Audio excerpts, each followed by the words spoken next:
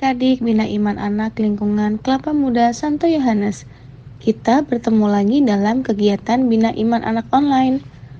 Minggu ini kita memasuki hari Minggu Prapaskah keempat.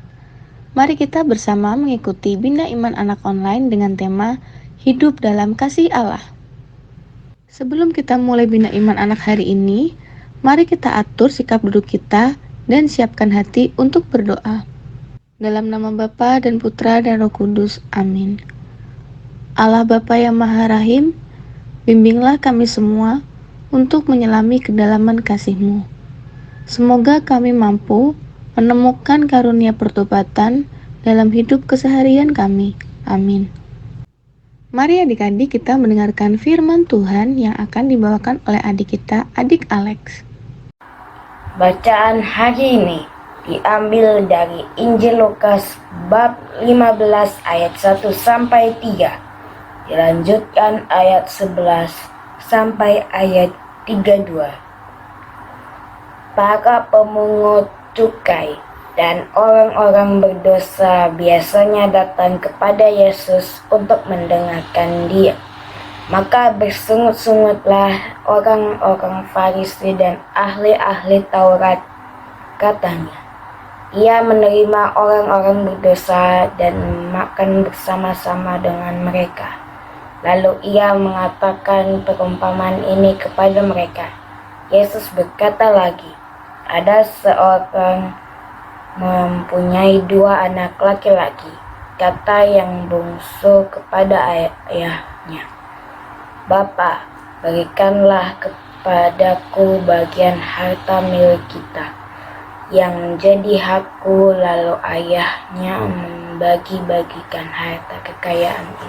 Beberapa hari kemudian, anak bungsu itu menjual seluruh bagiannya itu lalu pergi ke negeri yang jauh. Di sana ia memboroskan harta miliknya itu dengan hidup berfoya-foya.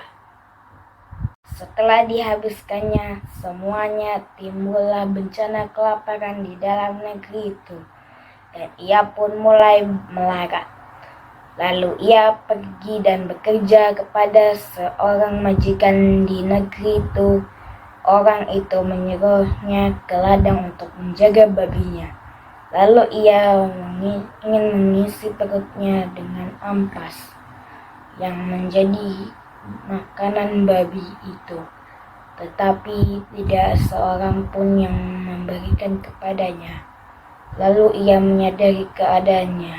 Katanya, betapa banyaknya orang upahan Bapakku yang berlimpah-limpah makanannya, tetapi aku di sini mati kelaparan. Aku akan bangkit dan pergi kepada Bapakku dan berkata kepadanya, Bapa, aku telah berdosa terhadap surga dan terhadap Bapa. Aku tidak layak lagi disebutkan anak Bapa. Jadikanlah aku sebagai salah seorang upahan Bapa. Maka bangkitlah ia dan pergi kepada bapaknya. Ketika ia masih jauh, ayahnya telah melihatnya, lalu tergeraklah hatinya oleh belas kasihan. Ayahnya itu berlari mendapatkan dia, lalu merangkul dan cium dia. Kata anak itu kepadanya, Bapa, aku telah berdosa terhadap surga dan terhadap Bapa. Aku tidak layak lagi disebutkan anak Bapa. Tetapi ayah itu berkata kepada hamba-hambanya, lekaslah, bawa kemari jubah yang terbaik. Pakaikanlah itu kepadanya dan kenakanlah cincin pada jarinya dan sepatu pada kakinya. Dan ambillah anak lembu tambun itu, sembelilah dia, dan mari kita makan dan bersuka cita. Sebab anakku ini telah mati dan menjadi hidup kembali. Ia telah hilang dan dapat kembali. Maka mulailah mereka bersukaria. Tetapi anaknya yang sebelum berada di ladang Dan ketika ia pulang dan dekat rumah, ia mendengar bunyi seruling dan nyanyian tari-tarian. Lalu ia memanggil salah seorang hamba dan bertanya kepadanya, "Apa arti semuanya itu?" Jawab hamba itu, "Adikmu telah kembali dan ayahmu telah menyembelih anak lembu tambun. Karena ia mendapatnya kembali dengan sehat, maka marahlah anak sulung itu dan tidak mau masuk. Lalu ayahnya keluar dan berbicara dengan dia. Tetapi ia menjawab ke ayahnya, katanya, 'Telah bertahun-tahun aku melayani Bapa dan belum pernah aku melanggar perintah Bapa, tetapi kepadaku belum pernah Bapa memberikan seekor anak kambing untuk bersukacita dengan sahabat-sahabatku. Tetapi baru saja datang anak Bapa yang telah memboroskan harta kekayaan Bapa bersama-sama dengan pelacur-pelacur. Maka Bapa menyembelih anak lembu tambun itu untuk dia.' Kata ayahnya kepadanya, 'Anakku, engkau selalu bersama-sama dengan aku. Aku dan segala kepunyaanku adalah kepunyaanmu. Kita patut bersukacita dan bergembira, karena adikmu telah mati dan hidup kembali, ia telah hilang dan didapat kembali.' Demikianlah sabda Tuhan." Dalam perumpamaan kisah anak yang hilang, kita menemukan 3 tokoh.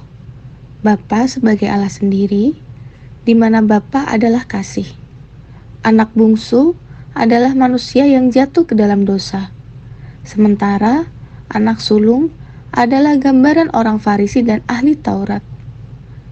Kasih adalah pusat tindakan Allah kepada seluruh ciptaannya.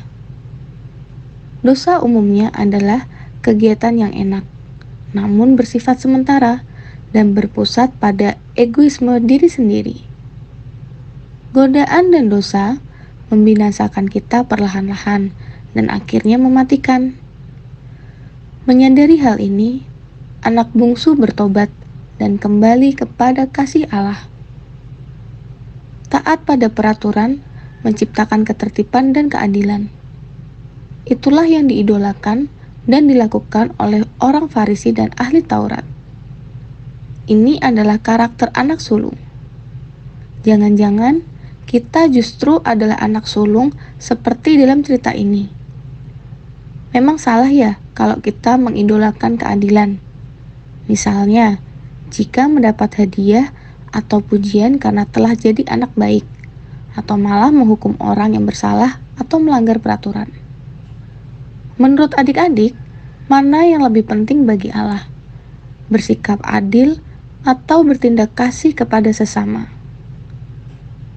Ternyata bagi Allah, kasih adalah yang utama.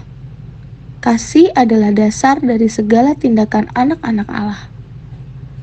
Maka, marilah kita hidup dalam kasih Allah. Adik-adik, setelah mendengarkan sabda Tuhan dan renungan, mari kita membangun niat dan semangat hidup yang baru. Yang pertama, tidak bersikap sombong kepada orang-orang yang kita jumpai. Kedua, bersyukur atas segala karunia Allah yang telah kita terima. Ketiga, hidup dalam semangat mengasihi sesama. Mari kita mendengarkan bersama lagu persembahan PTLCC.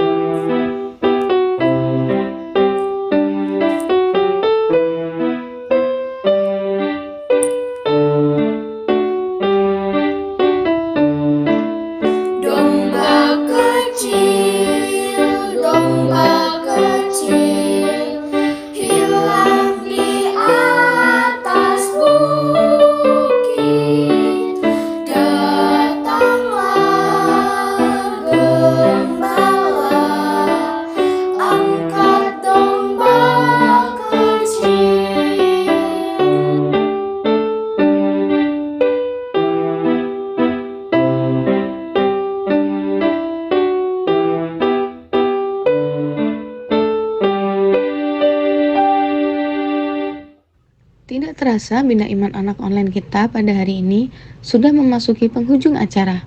Mari kita siapkan hati kita untuk berdoa.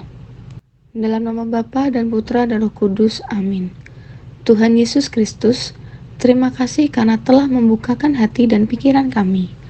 Bantulah kami untuk terus menjadi anak-anak Allah yang sejati. Amin. Dalam nama Bapa dan Putra dan Roh Kudus. Amin. Terima kasih adik-adik semua. Selamat hari Minggu. Tuhan Yesus memberkati.